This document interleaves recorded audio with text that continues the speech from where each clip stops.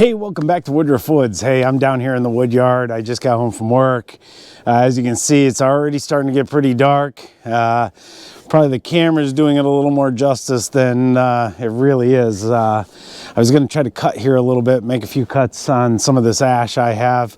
But I know this weekend I'm really going to get at this stuff, get it all cut up, or at least a good part of it, and hopefully have a bunch of bundle wood ready to go when I need it. But I can move aside here and you can see my splitting leprechaun, otherwise known as Lovely Lisa, has been down here doing some splitting. She's got about I'll call it a tote and a half, probably not quite that she split today. She had a half day of school, so she came down here, did me a solid, and getting some of this split up.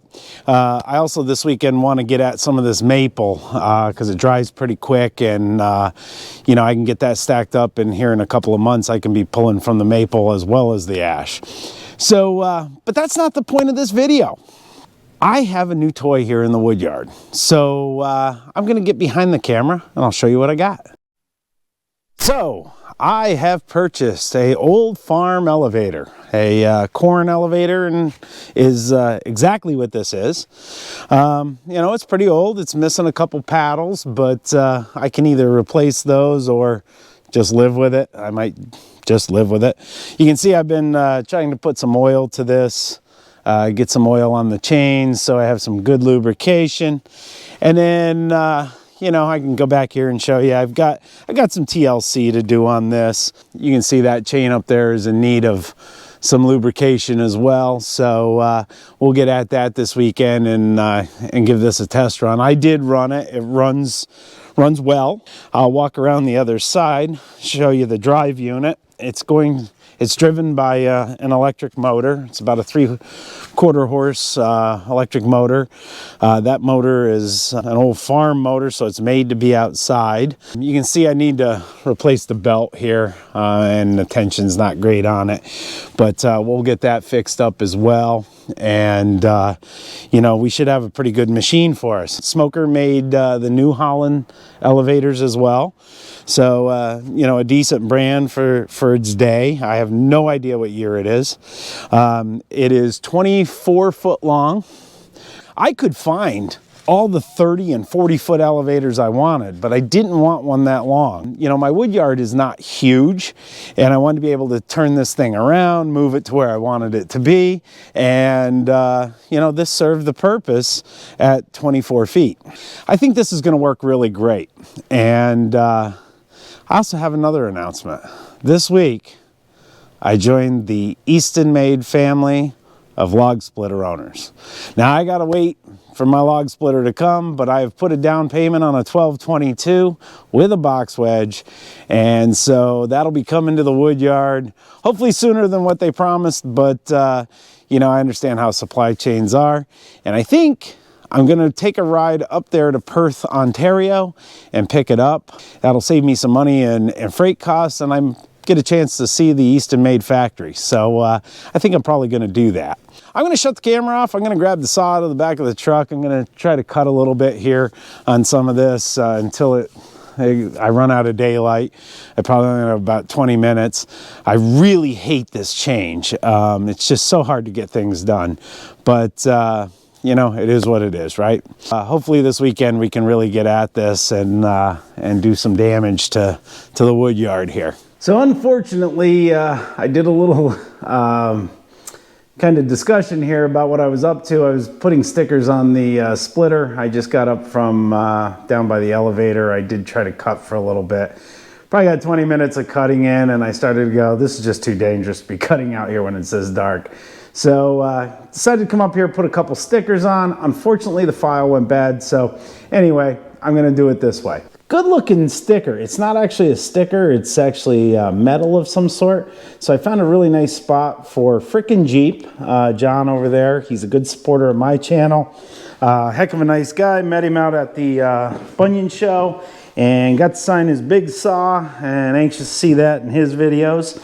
And then down here, Dude Ranch DIY.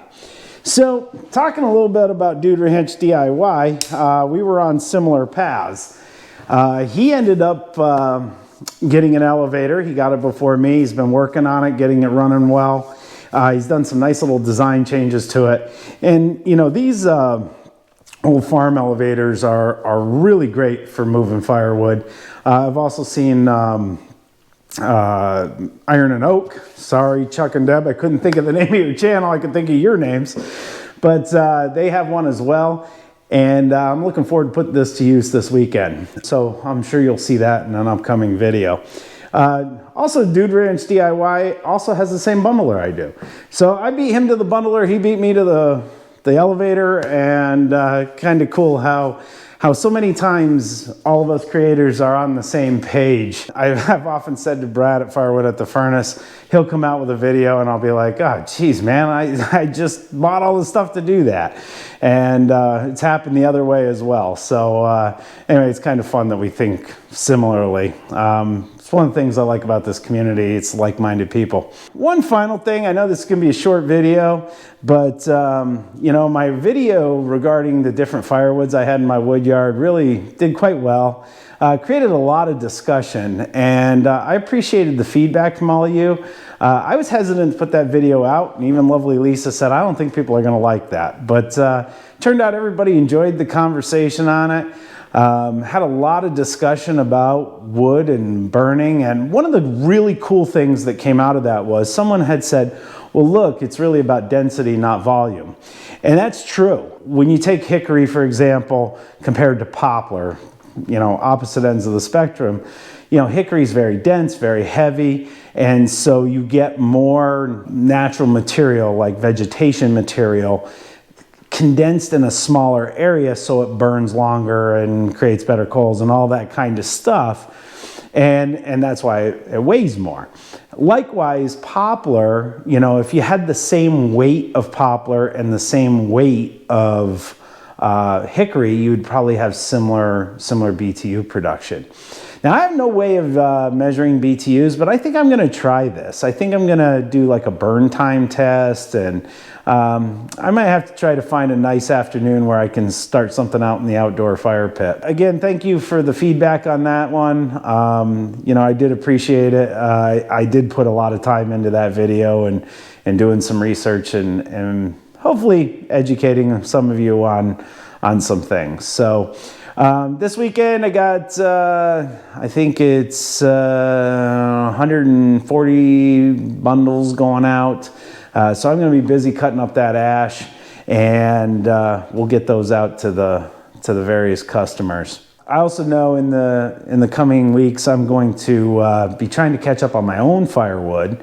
You know, I'm a little bit behind where I'd like to be, but everything's cut into rounds, and I still have at least a year to cure the wood, so I'm really not too worried. I probably have 2 or 3 cord down there already, and I probably need 2 to 3 more for next season. So we'll be getting into that. I'm completely sold out of firewood for heating at this point. I have been for a few weeks. I have promised some people some ash because I can cut that and split it, and certainly if they keep it up off the ground, it'll be fine for heating. So that's kind of the story of what's to come on the channel.